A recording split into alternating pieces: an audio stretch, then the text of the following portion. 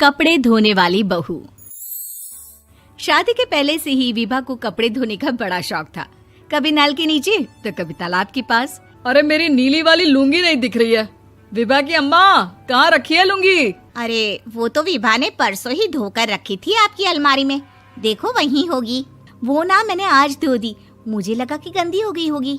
अरे कैसे गंदी हो गई थी? उसे तो मैंने पहना भी नहीं। हे भगवान, इस लड़की के कपड़े धोने की आदत से परेशान हो गया हूँ मैं।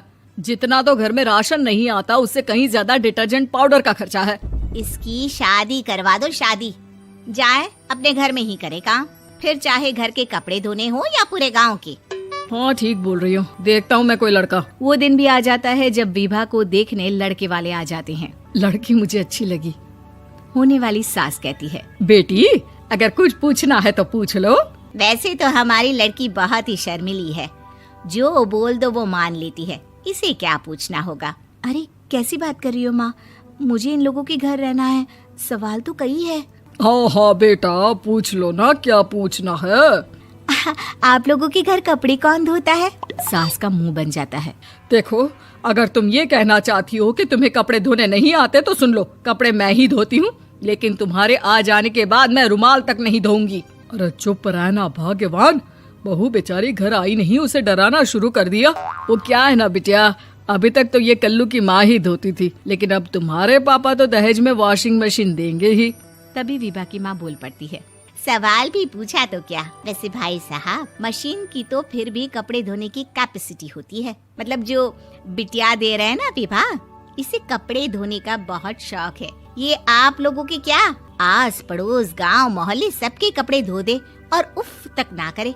बाहर देखा नहीं आपने कितने कपड़े सूख रहे हैं? सब हमारी बिटिया ने ही तो धोए हैं। बस भी करो ना माँ, शर्म आ रही इतनी तारीफ सुनकर।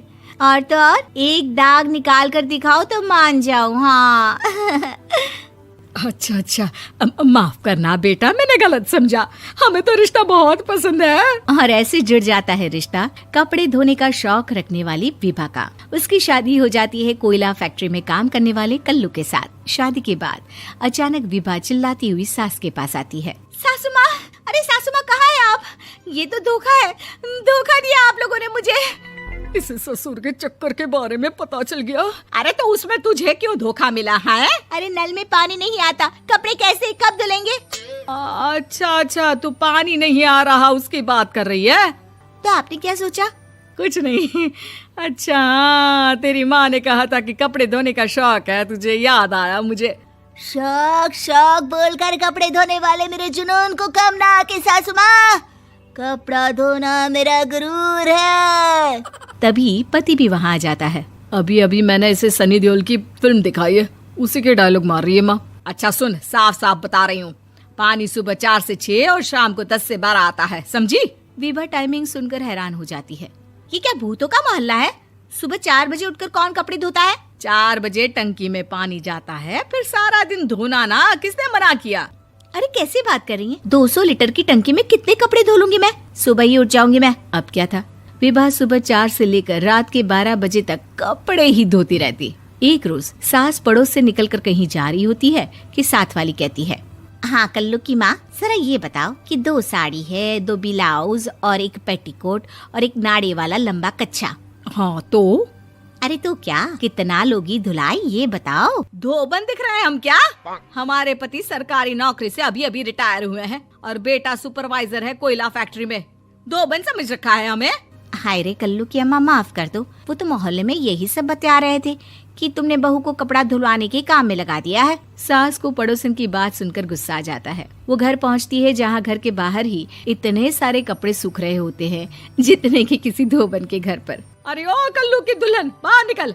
माँ जी यहीं आ जाओ, बाथरूम में चादर धो रहे हैं हम। अरे अभी हम धोते हैं, तुमको बाहर निकलो। ये आस पड़ोस वाले बोल रहे हैं कि हम बहू से कपड़े धुलवा कर उसे कपड़ा धोने वाली बना दिए हैं। अरे छोड़ो ना माँ जी, किन लोगों की बातों में आती हो? आस पास के लोगों का तो काम ही होता है कि वो किसी तरह सास बहू को लड़ा दे।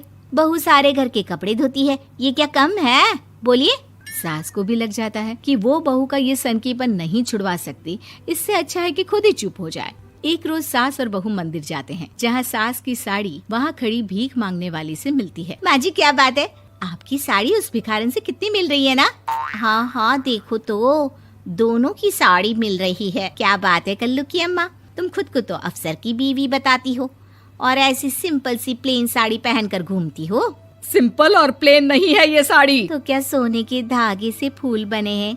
कुछ भी सासू माँ, कुछ भी।